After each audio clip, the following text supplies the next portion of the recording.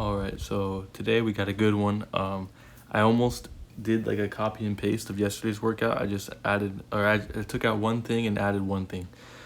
So today I was working on, like yesterday, I'm working on loading, strengthening my upper and lower back, and my core stability in order to maintain the pressure that comes from lifting heavy weight. So to warm up, I did these hyper extensions. I don't know exactly what to call them, but I'm sure you guys have all been to the gym and you've seen those machine, but it's this thing where you put your feet in it. It has pads to lean up against, and you lower down and up and hyper extend your back. Well, since I don't have that machine, I'm doing my best with the barbell to replicate the movement. I'm hoping that over exaggerating this movement will help me when I'm doing my squat. It'll help me from leaning forward and collapsing. So I'm trying to stabilize my erectors, which are the lower part of my back that connect to my hips. And by so doing, hopefully my squat improves. Today I also did the pin squats again. And I think I did a better job this time. Like, I'm getting the idea. Basically, the pin squat, the name comes from like in the squatting cage in the gym. You have the pins, which are the supports that you put in the bottom of the cage, and just in case you drop the weight to protect yourself.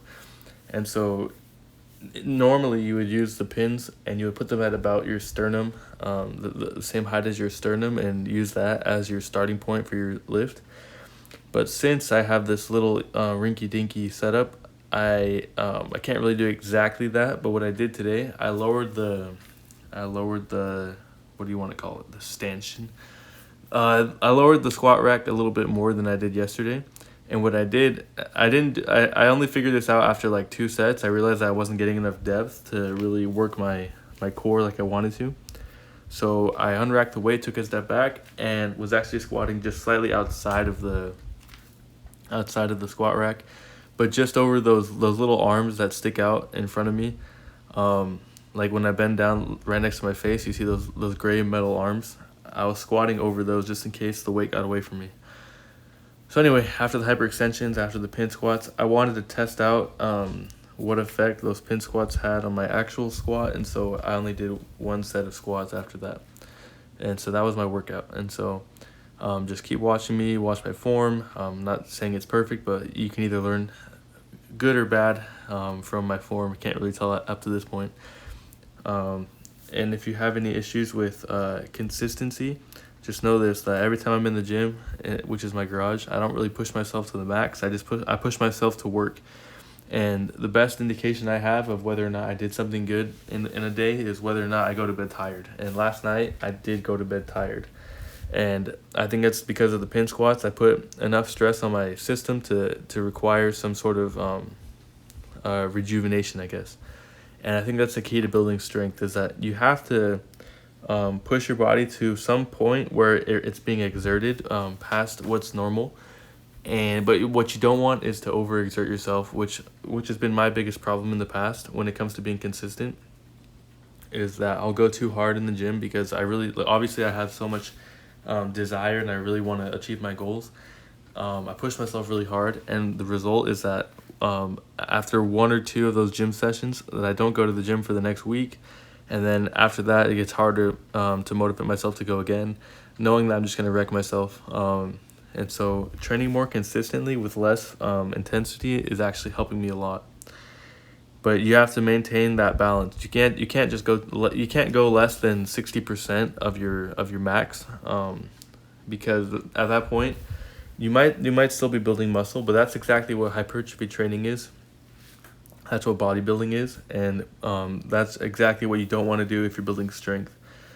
One example is I was just thinking about yesterday is that I used to watch a lot of documentaries on Netflix about bodybuilding and stuff when I was trying to learn about the gym, because I thought that's just what you did. I thought you go to the gym to get bigger, and that if you got bigger, that means you got stronger. So I watched a Ronnie Cole documentary a long time ago. Or no, Ronnie Coleman, I think is his name. The dude literally just like snapped himself in half trying to do heavy squats back in the day. He used to be like the king of bodybuilding, and what happened is that he lifted way too heavy for his core's integrity, his body's integrity, and he busted up his spine, and that dude can barely walk now. Obviously he's a big dude and he's really strong. He was squatting I think 6 plates, which is a lot for any normal person. That's like probably out of their range. So obviously he has some genetic strength. He definitely probably took steroids as well. But what he didn't do was strength train for the majority of his career. He was just bodybuilding, and there's dudes that weigh like 100 pounds less than him that can squat more than him, and they do it with an efficient form and all these things. And that just suggests to me that the most important thing is building strength in your core. And if you don't do that, then you won't really have much of a body at all. At some point, your body's going to give out. Even if you're big and you're muscular and you're juicy, all these things, at some point, your body's going to start deteriorating. But when you build up strength, your body's going to be able to maintain its integrity longer. At least that's my theory at this point. But yeah, I see no reason why a guy like Ronnie Coleman, why he couldn't have trained, why he couldn't have done strength training if he wanted to before he ended up like ending his career with that squat that he did. It was literally one squat, one repetition that sent him down from the top. Anyway, so what I'm saying is that if your goal is bodybuilding, just do bodybuilding. Don't push it with the strength training. If you want to be a stronger lifter, then you got to take it slow and be consistent. That's been the biggest factor. I've never in my life until the last like 3 months that I've tried being more consistent in the gym. Never have I ever been able to actually maintain that goal. And it's only when I started decreasing the intensity, but overall increasing volume by training every day of the week. So anyway, I think this is the 35s that I have on the bar. I'm going to do, I think, 2 more sets of the you know what? This might actually be called a good morning. I've heard of these, but I've never seen like what it actually looks like. But I'm calling them hyperextensions. Maybe this is a good morning. I'm not exactly sure. There's a lot of different names for every exercise, but it's just the movement that matters, whatever the name is called. So anyway, one thing I wanted to talk about today, I like to have a good topic that's more psychological or even spiritual, if you want to call it spiritual. And I wanted to talk about the idea of when is it all going to end? Like, is the world going to end? Are my opportunities gonna cease to exist? Will I have another chance past a certain point? And so one thing I wanted to talk about is that according to the Bible or any other religious text, yes, there is an end point to this life on earth. If you don't believe in scriptures or you're not spiritual, just look at the way our society is declining. Not just ours, but all across the world. The depravity that's happening is widespread. People are suffering. People are dying. I don't see by any metric, like a measurable standard, I don't see improvements in our world condition. And it's been on a decline since the 20th century into the 21st century. The 20th century, I think, was probably the worst 100 years of human history. And the 21st century and into 2021, I guess now it's 2022. No, wait, today is the 31st. Anyway, I'm getting lost, but tomorrow's New Year's. But anyway, up until now, it seems like it's only getting worse. Things might have stabilized over the last 10 years. There's been less war, but there has been a lot of terrorism and all these things. It's almost like it's stable in our country, in our communities. Even in our country, though, there are places where it's like a war zone. You look at Chicago, you look at other cities like Baltimore.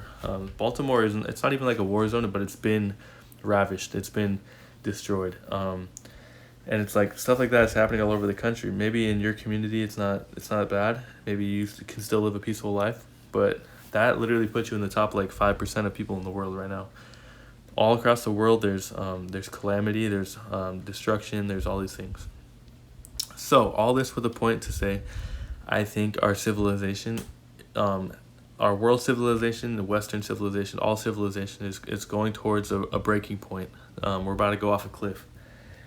And there's scriptural evidence to support that. It's been prophesied. That's where Armageddon comes from. That's where, like, whatever you want to call it. Armageddon is to mean like the fighting and the battles, the war that will happen right before the world ends, and then the apocalypse is when the world ends. That's like all the events that will happen at the end of the world. All of it's been prophesied. I say this not to depress anyone, but I mean, like, however you react to it is your reaction. I just think it's more motivation for me, at least, to be prepared. At some point, there's going to be a day, literally a day, where everything's going to change. We don't know when that day is going to come, and it might be a different day for different people in different circumstances. But at some point, there's going to be a day where your life is going to be shook and your life is going to change. And if you're not prepared for that, then it'll be too bad, so sad. So that's why the best time to get started is right now. And if you don't know where to start, hopefully listening to me talk, maybe that's it, one place to start. There's definitely more inspired people than me out there.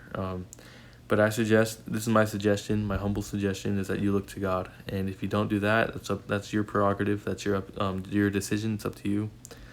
I would say, though, that the one person to turn to in times where nothing is certain is someone that knows everything and someone that has your best interest in mind. And if you don't do that, I don't know who else you would turn to, only to yourself. And as I'm sure of, every time I do my own thing, every time I turn to myself, I fail. I always do my best, for sure, but at some point I fail.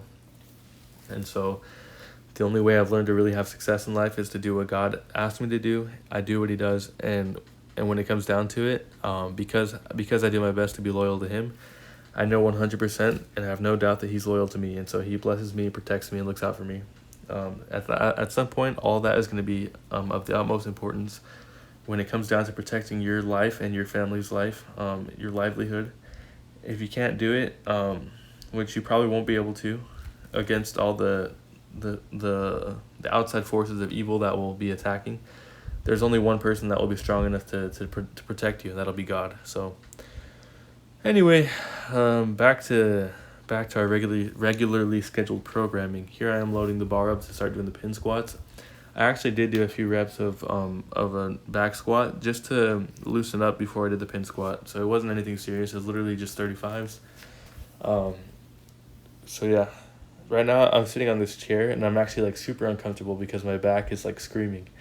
Not because like I hurt it, but because I got like a lower back pump, and when you get one of those, it's like actually hard to sit down. So anyway, bear with me if you hear any weird grunting or moaning. It's nothing out of the ordinary. It's just me with my blown up back. Anyway, so this is like, I realized quickly that this is actually way too light to warm up with, and so I just started slapping weight on the bar. We'll see if I think at this point I realized like I was doing single reps of just lifting the bar off the rack and then re-racking it again. I realized that was like super. It wasn't even doing anything. It was ineffective. So after this point, I started unracking the weight, taking a step back, and then like doing like 6 to 8 reps of quarter squats. If that, I don't even know if I got that depth, but I was just trying to stimulate my core and my back. The goal is not to like hit your legs, but it's really just to brace your body and teach your brain how to brace against the weight. So that after you've practiced it so many times, when it comes to going for like maybe a PR, like a max squat, at that point it'll feel a lot more manageable for your body. So I'm also, for some reason, I felt like I needed to do a split squat. I think so. Since I've been dealing with my knee for the past couple days, I kind of noticed that my hamstring strength overall is probably not too great, and that's just because at this point I don't know exactly how to strengthen my hamstrings with just the barbell. So I know this doesn't do hamstrings, but what I was trying to go for was loosening up my hip and targeting my quad, and every time I do those I can feel my quads burning after like 20 reps. Anyway, I don't know why I did that. I just felt like I needed to. So I'm also, by the way, I'm bumping to J. Cole right now. I put on the album Born Sinner, and yeah, just living my best life. One thing I'm trying to do is cut rest time in these videos so that the videos aren't so long, but you haven't seen it, but I had a lot of rest after the pin squats. One thing to do though is that when you're warming up, don't take so much rest time, but once you do your heavy sets, make sure you do rest, because I'm pretty sure your blood pressure increases and your heart rate increases, all these things, while you're doing heavy lifts, and so it's not a good idea to keep adding pressure onto your system after it's already been taxed. It's better to just let it rest a little bit, let it normalize, and then go back to it. So anyway, here I am still talking. I don't know if there's enough to say about like how much I can say about the end of the world. Like there's really, I could keep talking about it for forever. It's basically, it's like in my mind it's a certainty it's gonna happen.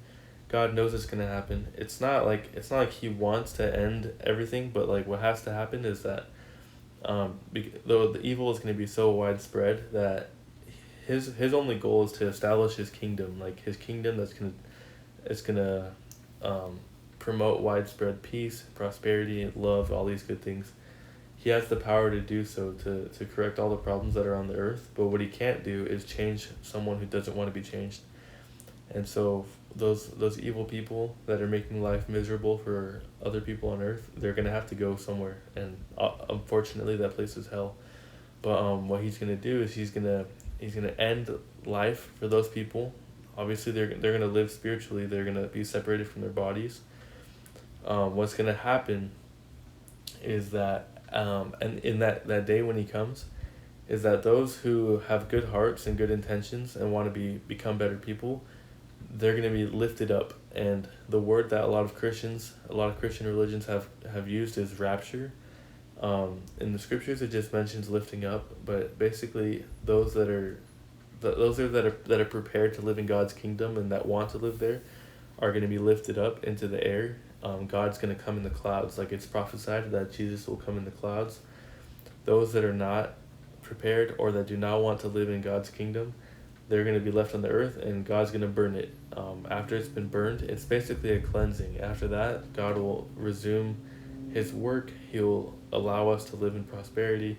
We're going to build up his kingdom. All of us are going to live better lives. Obviously, I don't think that means that we're just gonna do nothing. Like it's not gonna be a party for forever. Some people like to think that when we get to heaven, it's just gonna be like eternal joy and bliss. Like obviously it's gonna be great, but I think the point of all this is that there's work to do, and God needs the best of his children. He needs the best of the best in order to get this work done, and that work is to bring harmony, peace, prosperity. That stuff just doesn't happen out of nowhere. Like it has to be almost like it has to be brought into existence by hardworking people. So anyway, the reason why you have to do better right now than what you are is that God needs you for something. He has a purpose in mind, and at some point that purpose is going to be revealed to you, and if you're willing to accept it, you'll be blessed and you'll be able to achieve things that you never thought were possible. But if you don't accept it, then you'll never become anything, kind of anything worth all the blessings. I don't know how to explain it. Like the blessings come to those that want them and that are willing to receive them. So it's kind of unfair of you or me or anyone to put in zero effort and expect rewards for doing nothing. We're not dogs, we're not children. At some point we have to be the people and humans that we were designed to be, and we just gotta put our shoulder to the wheel. That's like kind of the phrase. Put our shoulder to the wheel and push. Anyway, I'm pretty sure after I did the pin squats, I actually took like a 5-minute break. Like I was planning on going into the squats after, but I was done. So I had to recharge for a few minutes. I think this is me unracking the weights, and then after this I'll get into the squat. So anyway, if you're watching this and you have any thoughts, comments, opinions, please leave them down below. If you think that this is helping when I talk about random spiritual stuff, then let me know. It's not like I'm gonna change what I'm doing. I think this is my channel, my videos. If no one likes them, I guess that's as a clue to me that people just aren't into this kind of stuff. I'm really into spiritual stuff. I think it's the most important thing about our existence. I also think that fitness is something that everyone needs to improve. I don't think there's any excuse or any reason why anyone should be unhappy with their body in 2021, especially living in America, in a first world country. You have all the technology, all the resources, everything you could possibly need to attain a good physical condition, the fact that you don't have one is probably a reflection on your own ineptitude to, I don't know, to, like your own inability to make something of yourself. So sorry if I said that rudely. It's something that's 100% true. It's something that all those things I just said used to describe me perfectly. Now I've tried to change my mindset and become something different than what I was before, and I think that's the whole purpose of life. So that's it.